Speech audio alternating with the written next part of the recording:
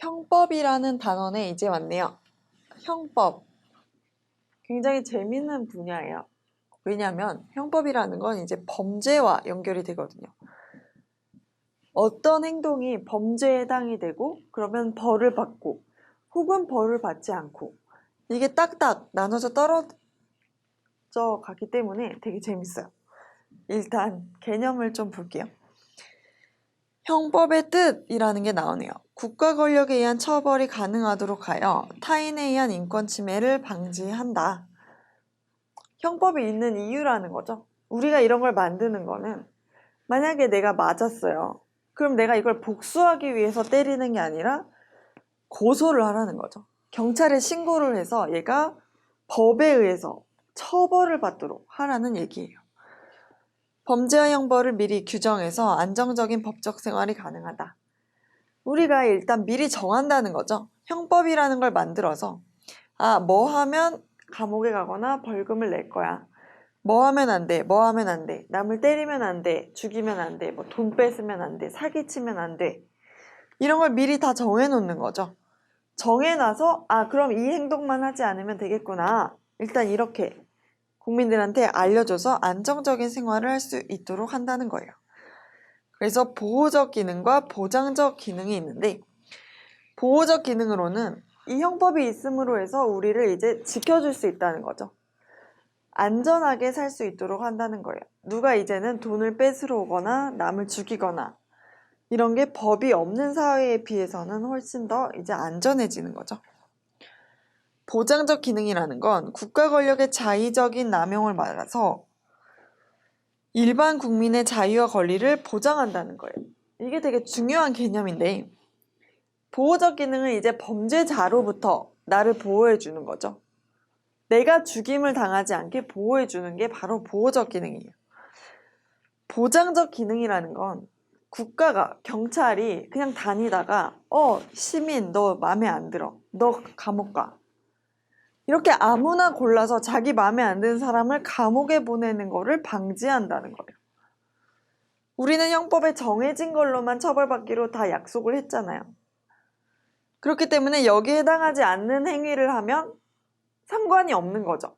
감옥에 안 가는 거예요. 그러니까 어떤 이유에서건 국가가 나를 부당하게 감옥에 보내는 일은 이제 없어야 된다는 거죠. 이 형법이 있음으로 인해서. 그게 바로 이 뜻이에요. 국가 권력의 자의적이란 건 맘대로 한다는 거예요. 맘대로 하는 거로부터 나를 지켜준다, 형법이. 그러니까 이런 두 가지 기능을 다 수행을 한다는 거예요. 그래서 이 보장적 기능이 생각보다 시험에 많이 나오기 때문에 이 의미를 좀 더 잘 파악해 두시면 좋겠습니다.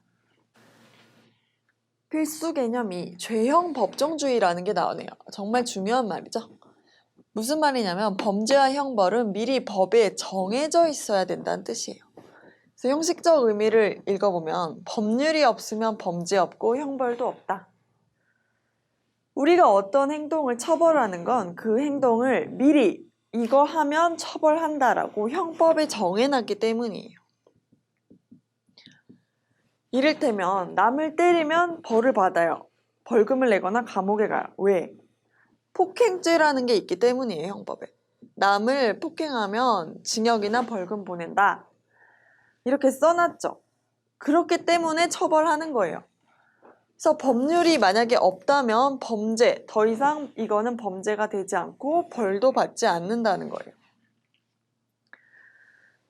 그래서 어떤 행위가 범죄가 되고 그 범죄에 대해서 어떤 처벌을 할 것인지는 성문법에 따라 규정이 되어 있어야 된다는 원칙이에요. 그래서 우리는 법을 만들기도 하고 없애기도 하죠. 그래서 예전에는 범죄가 인정이 됐었는데 그게 없어져서 해도 되는 걸로 바뀌기도 하고 예전에는 처벌하지 않는 행위를 새로 법을 만들어서 처벌을 하기도 하죠. 그래서 실질적 의미로는 적정한 법률이 없으면 범죄도 없고 형벌도 없다. 형식적 법률의 존재뿐만 아니라 법률의 내용이 또 정의로워야 된다. 이런 실질적 의미도 가지고 있다고 보시면 돼요. 그래서 이 밑에 내용이 되게 중요한데요. 이거는 정말 암기를 해야 돼요. 왜? 시험에 잘 나오기 때문이에요. 1번 관습법 금지. 관습법이란 건 지금 법률의 규정이 없고 우리가 어떤 사회적으로 생각하고 있는 거를 관습이라고 하는 거죠. 그래서 관습법이라는 건 내용과 범위가 명백하지 않아서 어떤 건 처벌하고 처벌하지 않는지 국민들이 알기 어렵다는 거예요. 그래서 범죄를 처벌하려면 성문법에 규정이 되어 있어야 된다. 성문법이란 건 실제 법전이라고 만들어진 그 문서가 있어야 된다는 거죠. 두 번째, 소급표 금지.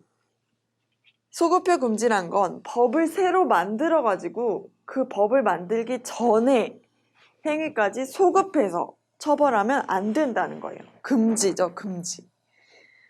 왜냐하면 죄형 법정주의라는 건 법에 정해놔야 된다고 했잖아요. 근데 이 법에 정해놓는 걸 더 나중에 할 수는 없다는 뜻이에요. 이를테면 지금이 2020년이에요. 2020년 만약에 5월이라고 치면은 내가 범죄를 저지른 게 5월이에요. 근데 2020년 7월에 법을 만들어서 5월 것까지 처벌할게. 이렇게 할 수는 없다는 뜻이에요. 내가 이 법에서 하지 말라고 한 걸 9월에 또 했어요.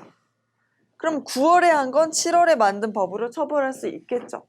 그런데 이 법으로, 나중에 만든 법으로 그 전에 것까지 처벌하는 건 안 된다라는 게 바로 소급표 금지예요. 세 번째, 명확성의 원칙. 법은 명확해야 된다는 거죠. 이를테면 타인에게 피해를 주면 처벌한다. 이런 식으로 완전 포괄적으로 규정하면 안 된다는 거예요. 어떤 행위가 범죄고 어떤 형벌이 부과되는지 굉장히 명확하게 해줘야 돼요. 남을 때리면 처벌한다. 남의 물건을 훔치면 처벌한다. 이렇게 하나하나 써놔야 된다는 거죠. 어디에? 형법전에. 네 번째, 적정성의 원칙. 법규의 내용에 있어서 범죄와 형벌 사이에 적정한 균형이 있어야 된다. 이를테면 내가 조그만 범죄를 저지른 거랑 큰 범죄를 저지른 게 있잖아요. 그런데 조그만 범죄를 저질렀음에도 불구하고 조그만 범죄에 큰 형벌을 부과하면 안 된다는 거죠. 이를테면 내가 가게 가서 500원짜리 과자를 훔쳤어요. 근데 너 징역 10년 가. 이렇게 할 수는 없다는 거예요. 이게 바로 적정성의 원칙이에요. 형벌을 부과하더라도 범죄에 걸맞는 적정한 형벌을 부과해야 된다는 거죠. 그 다음으로는 유추해석 금지가 있네요. 이것도 중요한 원칙인데요. 어떤 사항에 대해 직접 규정한 법 규정이 없을 때 그와 비슷한 상황에 대하여 규정한 조항을 적용해서 해석해서는 안 된다. 이거는 법은 딱 A라고 정해져 있는데 A랑 되게 비슷한 B가 있다고 했을 때 딱 B를 규정한 법률은 없어요. 없지만 이거는 어떻게 보면 A야. 이래서 A에 껴맞춰서 얘를 처벌하자. 이렇게 할 수는 없다는 거예요. 그래서 이 5가지 원칙은 꼭 암기를 해가지고 문제를 푸시면 되겠습니다. 문제 많이 나오니까 문제를 풀면서 익혀보면 좋을 것 같아요.